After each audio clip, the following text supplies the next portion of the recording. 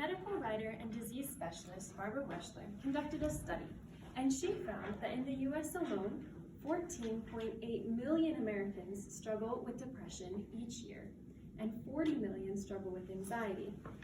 At this rate, depression and anxiety will become the two most common health problems in the United States alone by the year 2020. Unfortunately, 20% of these people that struggle with depression and anxiety go untreated each year. And this is because of the certain problems we face with traditional forms of treatment, such as cognitive behavioral therapy or prescription medication. People are afraid because this form of treatment is very expensive, and there's that negative stigma of having a mental health problem and confiding that in somebody else. So luckily, these issues have brought about much new research and development for new forms of treatment for anxiety and depression, including physical exercise.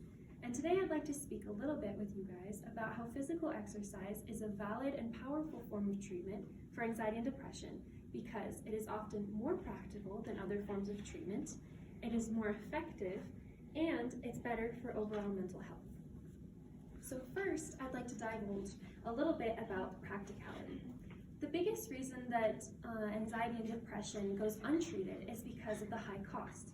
In fact, in 2005, there was an analysis conducted by Ronald Landblum, a doctor of medicine. He wanted to calculate the cost of treating one person for anxiety for 1 year using traditional forms of treatment. This totaled up to $6,475 per year, a huge number. But if this person had used physical exercise as a form of treatment, this cost could have been greatly reduced or completely eliminated. For example, one suffering with anxiety and depression could choose to exercise at home using aerobic exercises, running, jogging, biking, or using weights. And this cost could be completely eliminated as such. Or if a person wanted to receive professional help, they could go to a gym, talk to a personal trainer, and that cost would be around $800 per year, 1/6 of the cost from traditional forms of treatment. Also, when talking about practicality, it's important to consider life without physical exercise. Americans are becoming more and more sedentary every single year. In fact, in 1960, 50% of jobs called for moderate levels of exercise and physical activity at work. Today, only 20% of jobs call for moderate activity levels. So Americans are becoming more sedentary and more likely to have problems with anxiety and depression.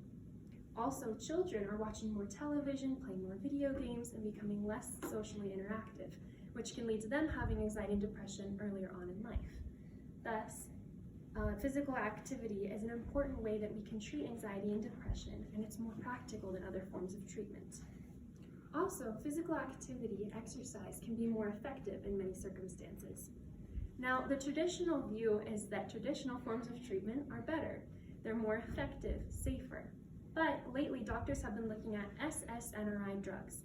Now, these are a type of anxiety and depression drugs which are used to treat people with severe forms of anxiety. But doctors have looked at it and seen that these drugs only have effects with people with severe anxiety, but have little to no effect for people with moderate anxiety levels. They can also produce other unwanted side effects, including nausea, agitation, sleep problems, nervous system disorders, and insomnia. Likewise, another form of treatment is electroconvulsive therapy. You guys may or may not have heard of this before, but it uses electricity to treat people for anxiety and depression. And in the past, it has been seen that you need 9 to 12 weeks to see any sort of result from electroconvulsive therapy, whether good or bad results. Whereas with physical exercise, you can see results on the very first day of treatment, and they're always going to be positive. You will never have a negative effect from physical exercise. So in many cases, physical activity is more effective than traditional forms of treatment. But also, physical exercise is just good for our overall well-being, our mental health. Anxiety and depression usually stems from a lack of self-esteem, feelings of isolation. But Professor William P. Morgan of University of Wisconsin-Madison said that physical exercise is connected with good body image and feelings of self-achievement, which combat the symptoms of anxiety and depression. In fact, in Sweden, a study was conducted with a group of depressed women. These women were assigned to a group of exercise for 8 weeks with a personal trainer to guide and lead them. Now, during these 8 weeks, about half of the women didn't see any changes in their physical state, but all of them reported being more happy and feeling confident because they were able to accomplish the task at hand, completing the exercises each day and following their personal trainer.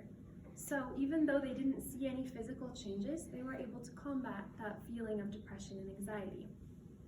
But it's important to look at the biology as well.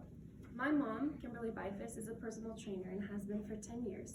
So I called her and asked her what she thought the connection was between physical activity and our mental health. She said that physical activity is vital for 2 reasons. First, it provides a healthy distraction from our concerns and worries of daily life. And second, it helps us by producing hormones and endorphins that make us happy. These hormones and endorphins have effects on our body that are as strong as the effects of cocaine and heroin and other powerful drugs, but without the negative side effects. So, physical exercise can trigger the hippocampus, which is the part of the brain which regulates our blood and our mood and also responds to antidepressants. So it can help us to have more blood flow to the brain, can wake us up, help us to get better sleep, and it relieves our feelings of depression.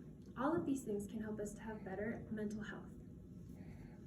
Millions of people each day feel isolated, alone, helpless, because they have anxiety and depression.